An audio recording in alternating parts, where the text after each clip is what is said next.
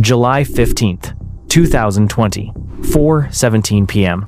Tesla CEO Elon Musk's Twitter account lights up with an unexpected message. I am giving back to the community. All Bitcoin sent to the address below will be sent back doubled.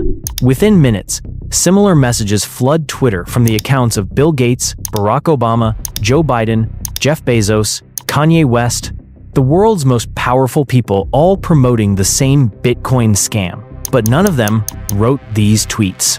In a Tampa, Florida bedroom, 17-year-old Graham Ivan Clark watches his Bitcoin wallet grow fatter by the minute. He's wearing a diamond-encrusted Rolex, sitting in front of a high-end gaming setup, completely in control of Twitter's most famous accounts. In just over 24 hours, this teenager will pull off the biggest social media hack in history. He'll breach over 130 accounts, steal $180,000 in Bitcoin, and bring one of the world's largest tech companies to its knees, all with a phone call and a fake login page. This is the story of how a lonely Minecraft scammer became the most wanted teenager in America, how he turned social engineering into a criminal empire, and how one hack exposed the terrifying vulnerability of the platforms that shape our world. But it didn't start with Twitter. It started with a broken family and a video game. Westfield Citrus Park Mall, Tampa. 13-year-old Graham Ivan Clark sits in the food court, laptop open, earbuds in. To shoppers, he looks like any teenager doing homework. He's running a criminal enterprise. Graham's YouTube channel, Open, has thousands of subscribers watching him play Minecraft. But his real business is selling rare game skins and usernames he never delivers. By age 14, he's making $5,000 monthly from these scams. My parents divorced when I was 7. He tells his camera from his cluttered bedroom. I'm homeschooled, mostly just me and my sister with my mom. The divorce hit hard. His father disappeared. His mother works double shifts at a restaurant. Graham learned early that money solves problems. Tropicana Field parking lot, summer, 2017. While families enjoy baseball inside, Graham processes Minecraft orders from his mother's Honda Civic, connected to stadium Wi-Fi. One game, $800 earned from kids across America for digital items they'll never receive. But the Minecraft community is small. Other YouTubers begin exposing his scams. This video is about a scammer and liar. You guys probably know him already. He's Open. The callouts teach Graham valuable lessons. Find bigger markets. Maintain anonymity. Always have an exit strategy. University of South Florida Library. Graham researches cryptocurrency on public terminals, discovering Bitcoin and blockchain technology. His research leads to OG Users, a shadowy forum where hackers trade stolen accounts and rare usernames. Graham signs up as Graham Dollar and immediately starts scamming. He's banned within 4 days. But he discovers something bigger: SIM swapping. October 2018. AT&T store, Boylston Street, Boston. A well-dressed young man approaches customer service. I lost my phone, Greg Bennett. I need to transfer my number to a new SIM card. Everything checks out. Name, address, account details. The imposter has done his homework. 20 minutes. The rep says, You can wait or come back. I'll get a coffee. Seattle, Washington. Same day, 6:30 p.m. The real Greg Bennett sits with his son, reviewing cryptocurrency venture plans. Then, his phone dies. Not battery, connection. No signal. Bennett tells his son. Can't access email either. Something's wrong. While Bennett calls AT&T from his landline, in Tampa, Graham Clark is already inside his victim's digital life. Password resets, two-factor codes, everything flowing to a hijacked phone number.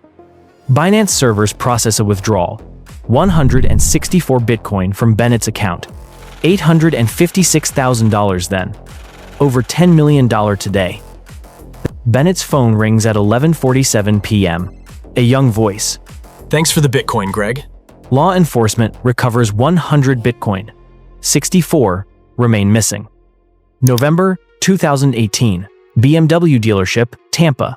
17-year-old Graham walks in wearing designer clothes and a diamond Rolex. I'd like that white M3. Pointing to a $60,000 car. Financing or cash. His target?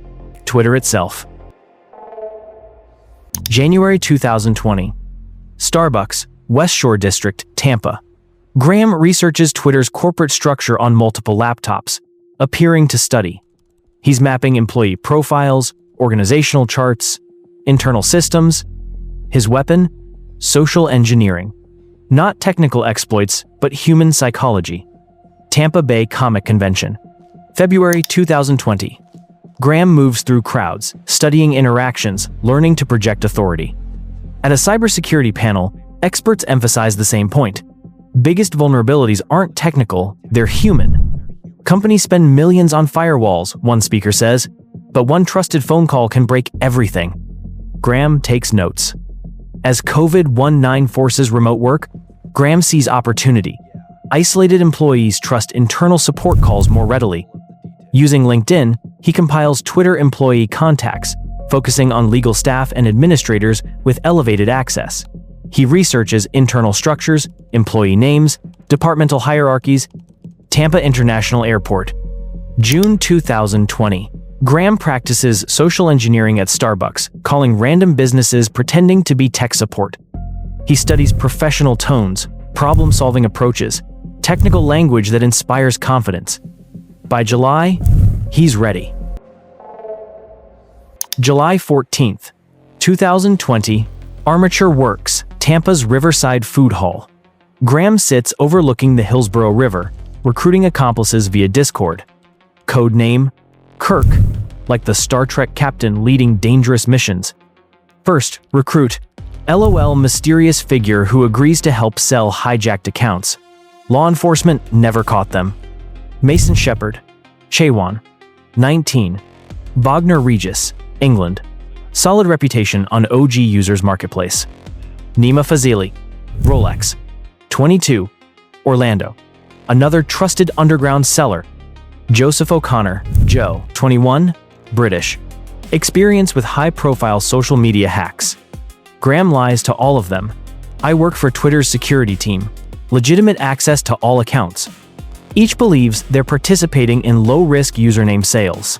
None realize they're joining the biggest social media hack in history. Encrypted Discord channels coordinate everything. Graham compartmentalizes information. Only he understands the complete operation.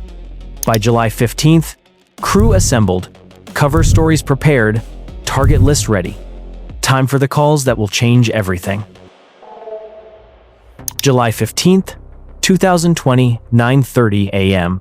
Graham's Tampa apartment overlooks the Hillsborough River. Through floor-to-ceiling windows, morning joggers run along the waterfront path below. Inside, Graham sits at his gaming setup wearing a diamond-encrusted Rolex, staring at a printed list of Twitter employee phone numbers. His hands are surprisingly steady for someone about to attempt the biggest hack of his life. Graham picks up his phone and dials the first number. San Francisco, California. A Twitter software engineer sits in her cramped home office, laptop overheating from another day of remote work during COVID lockdowns. Her phone rings. Hi, this is Eric from Twitter's internal help desk. We're getting reports that you're having issues with your VPN connection. Is that correct? The engineer immediately becomes suspicious. Something feels off. She hangs up and reports the call to Twitter's fraud monitoring team. Graham moves to the next number. Austin, Texas.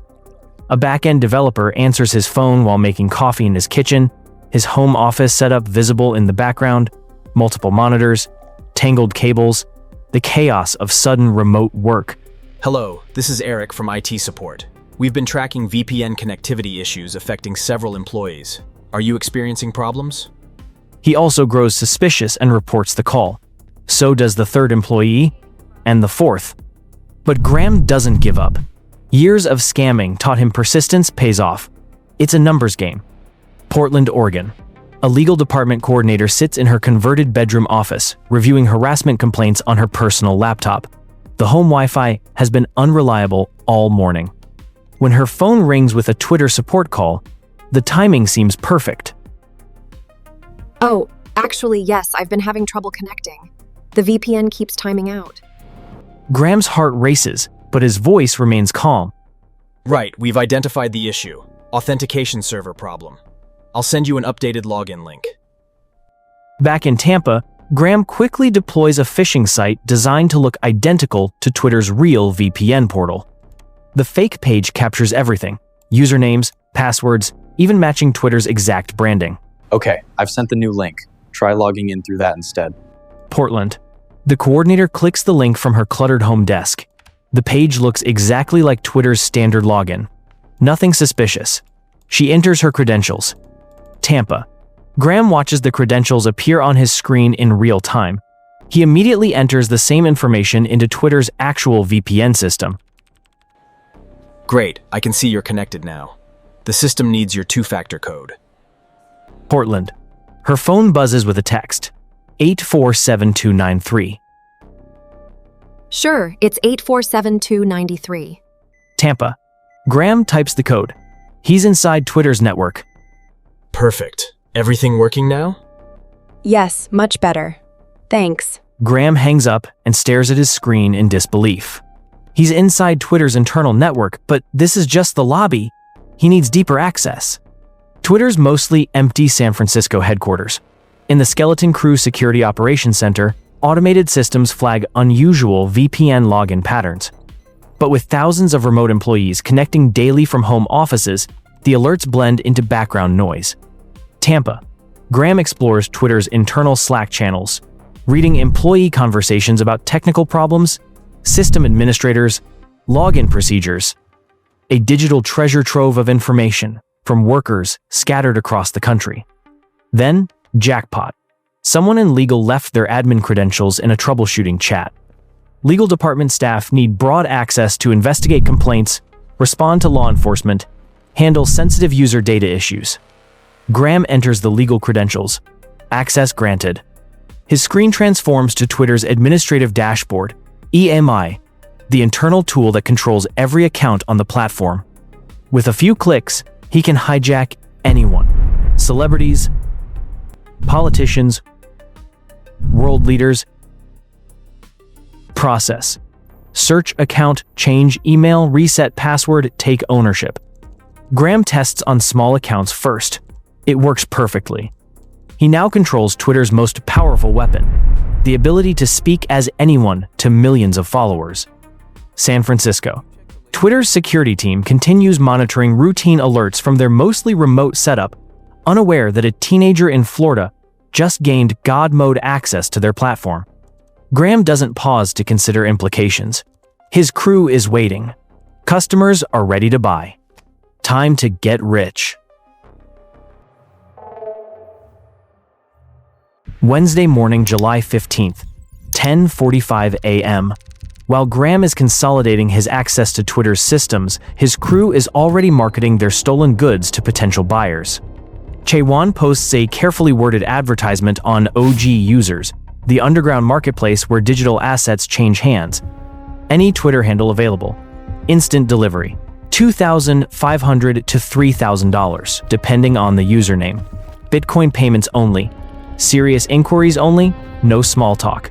Drop the handle you want and make an offer. The post generates immediate interest. OG Users is filled with people who understand the value of rare digital assets. A clean Twitter handle, especially one with a short, memorable username, can be worth thousands of dollars to the right buyer. But Chaewon's offer is unprecedented. Normally, acquiring specific Twitter usernames takes months or even years. You have to wait for accounts to become inactive, negotiate with current owners, or find usernames that have been abandoned. The process is slow and unpredictable. Chaewon is promising instant delivery of any username. That's impossible unless you have inside access to Twitter's systems, which is exactly what Graham has provided. Within hours, serious offers start flowing in. $5,000 for XXX, $3,000 for Dark. Guy wants them as soon as possible. Also, is at Vampire available? $10,000. For all three, sounds fair. Chaewon forwards these requests through Discord to Graham, who can now fulfill them instantly. Graham searches for the requested usernames, hijacks the accounts, changes the credentials, and transfers ownership to the buyers. The operation is running smoothly, but it's small scale. Graham is making a few $1,000s per transaction, which is good money, but not the kind of life-changing wealth he's after. Then Joseph O'Connor makes a mistake that changes everything. Joe posts a screenshot on Twitter showing what appears to be Twitter's internal administrative tools, the same dashboard Graham is using to hijack accounts.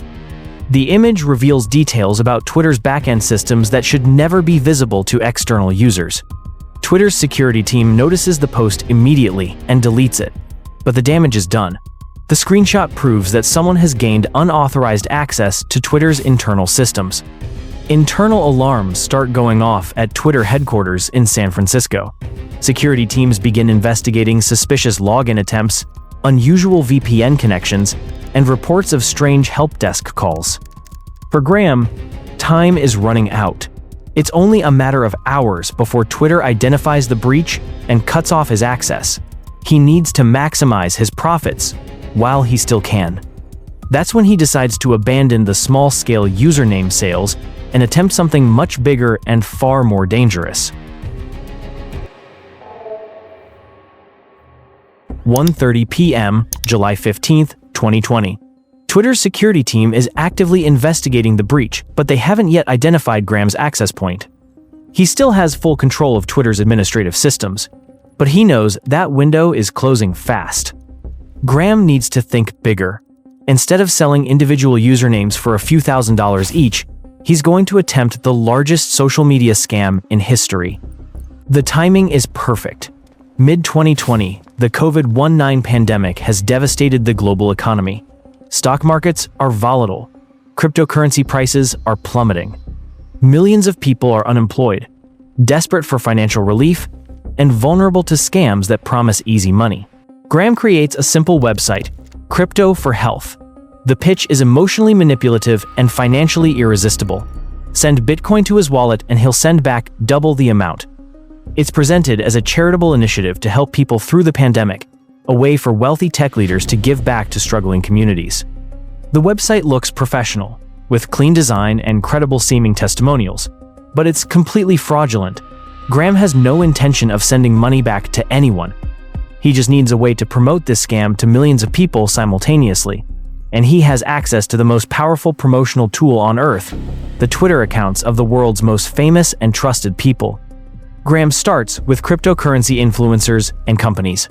One by one, their accounts begin tweeting about crypto for health. At Angelo BTC, to give back to the community, I am doubling all Bitcoin payments sent to my address below for the next 30 minutes. Hashtag COVID-19 relief. At Binance, we're partnering with community leaders to provide COVID-19 relief. Send Bitcoin to this address and receive 2 times back immediately. At Gemini, in these difficult times, we're giving back.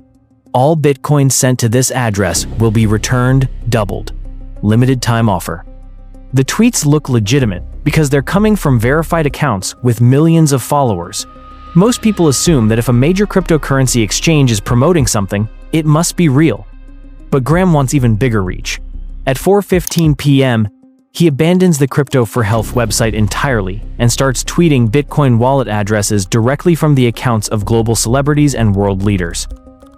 4:17 p.m. At Elon Musk, I am giving back to the community.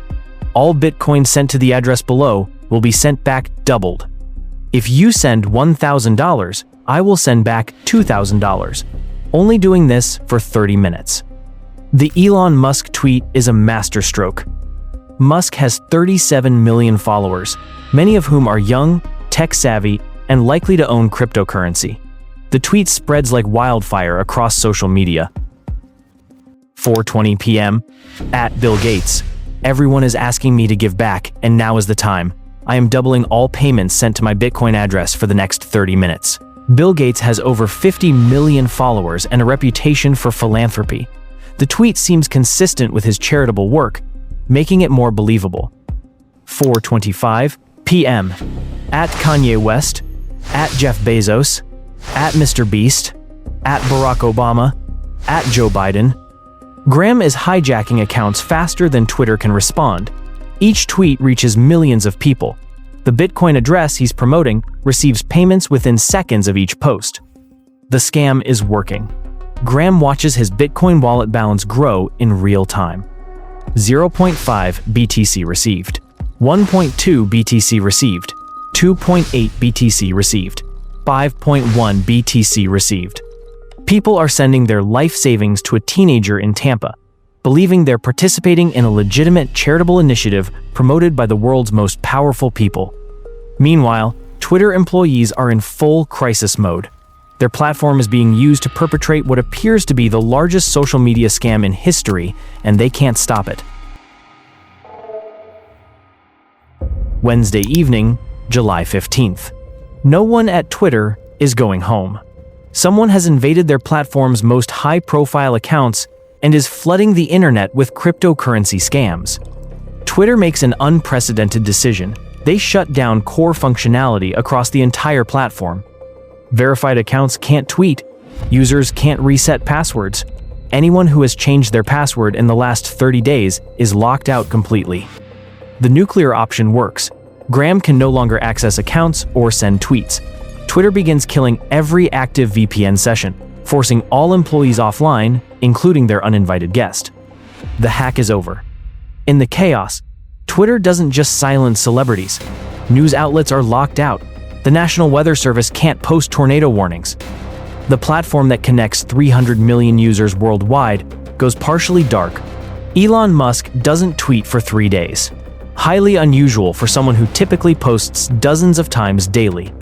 On the other side of the world, Chaiwan wakes up to news coverage of the hack. It's likely the first time he realizes the full scale of what happened. Later that night, Chaiwan sends a disappointed message to LOL. "I'm not sad, more just annoyed. I mean, he only made 20 Bitcoin."